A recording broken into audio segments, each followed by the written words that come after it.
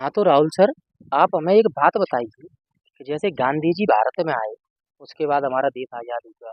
गांधी जी ने इतने सारे ये चंपारण का आंदोलन था, अहमदाबाद का, ये इतने सारे आंदोलन किए और ये आंदोलन बड़ी कन्फ्यूजन आंदोलन है सर। इनके बारे में जरा आप हमें कुछ बताएंगे?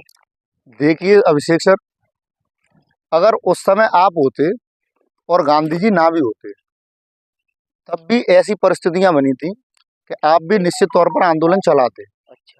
उनके कारण ये है कि जब गांधी जी 1915 में भारत आए थे तो उससे पहले प्लेटफॉर्म तैयार हो चुका था आंदोलन के लिए। अच्छा। अगर आप प्लेटफॉर्म को अच्छे से समझ लेते हो तो निश्चित तौर पर आपको आंदोलन समझने में कोई दिक्कत नहीं आएगी, क्योंकि 1914 से लेकर के 1918 के बीच में प्रथम विश्व युद्ध चला था।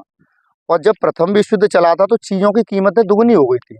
आप समझ सकते हो, जैसा कि कोरोना काल में हुआ था। कोरोना काल में क्या हुआ था, जो 10 की चीज़ें वो 20 में बेची जा रही है। बिल्कुल बिल्कुल। ठीक ऐसा ही 1914 से 1918 के बीच में हुआ था। लोगों की जो आय थी वो निरंतर घटती जा रही थी और जबकि जो महंगाई थी वो आसमान को छू रही थी। अब आप चंपारण को ही ले लीजिए। जो चंपारण के जो किसान थे उन्होंने आंदोलन क्यों चलाया? अच्छा। उन्होंने आंदोलन इसीलिए चलाया था कि उनकी जो आय थी वो ना के बराबर थी।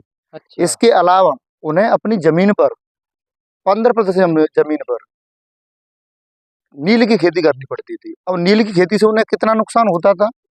एक तो उनकी जमीन की उर्वरकता कम होती थी और दूसरा उन्हें रेंट के तौर पर वो पूरी की पूरी जो फसल थी किसे देनी पड़ती थी? अंग्रेजों को। अच्छा। तो दोहरे नुकसान थे उनके। आप बताइए, अगर उस समय आप चंपारण के किसान होते तो आप क्या करते? सर तो फिर डेफिनेटली आंदोलन ही करते। आंदोलन करते या नहीं करते? बिल्कुल। या गांधी जी होते या फिर ना ना होते होते? तो इतने निश्चित नुकसान तौर के पर, बाद तो। है ना। लेकिन गांधी जी के आने से ये था कि जो सभी लोग थे उन्हें एक सूत्र में बांधने में सहायता मिली और अच्छा। आंदोलन को मजबूती मिली। तो निश्चित तौर पर गांधी जी का यहाँ पर बहुत बड़ा योगदान भी था। अच्छा। अच्छा, तो अब खेड़ा के किसानों के साथ क्या हुआ खेड़ा, था सर? अगर आप प्लेटफॉर्म को समझ लेते हो तो खेड़ा के किसानों की स्थिति भी आप समझ सकते हो, अच्छा। क्योंकि किसानों की स्थिति तो सभी की खराब थी, चाहे वो चंपारण के रहे हो या फिर खेड़ा के रहे हो। अब आप खेड़ा के किसानों को ले लीजिए। खेड़ा के किसानों ने आंदोलन क्यों चलाया? कि उन्हें लगान ना भरना पड़े। अगर उस समय आप खेड़ा के किसान होते, चीज़ों की कीमतें दुगनी हो चुकी होती और अंग्रेज आपसे लगान मांग रहे होते, आप बताइए, आप खेड़ा के किसान के तौर पर क्या लगान भरना चाहते? सर लगान कहाँ से भर पाते? फिर तो डेफिनेटली आंदोलन करना आंदोलन पड़ता। नहीं करते। तो यही आंदोलन को मजबूती देने का काम किया था, वो गांधी जी ने किया था।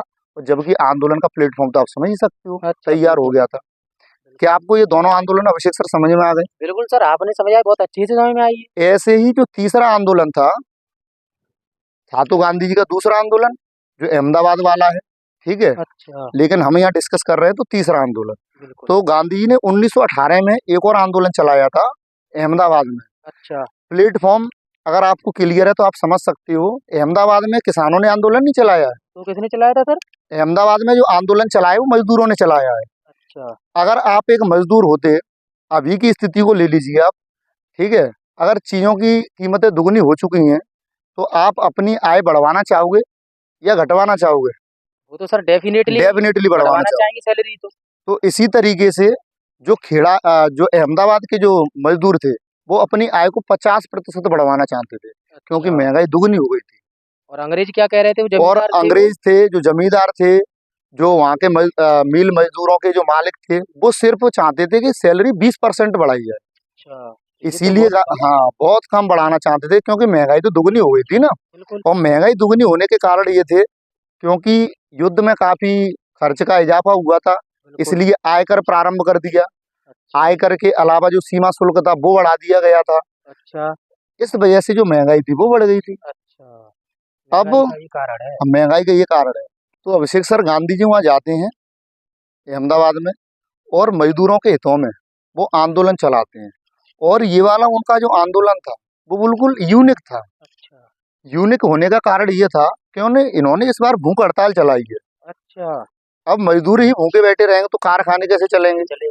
तो निश्चित तौर पर जो मिल मालिक थे उनको झुकना पड़ा अच्छा। और उन्हें एक समझौता करना पड़ा, जहां पर उन्होंने 35% आय बढ़ाने तक के लिए तैयार हो गए। तो गांधी जी की बात फिर जब मिल मालिकों ने माना तो मजदूरों ने भी मान लिया। बिल्कुल। और इस तरीके से गांधी जी को सफलता मिली। इस आंदोलन में भी मिली।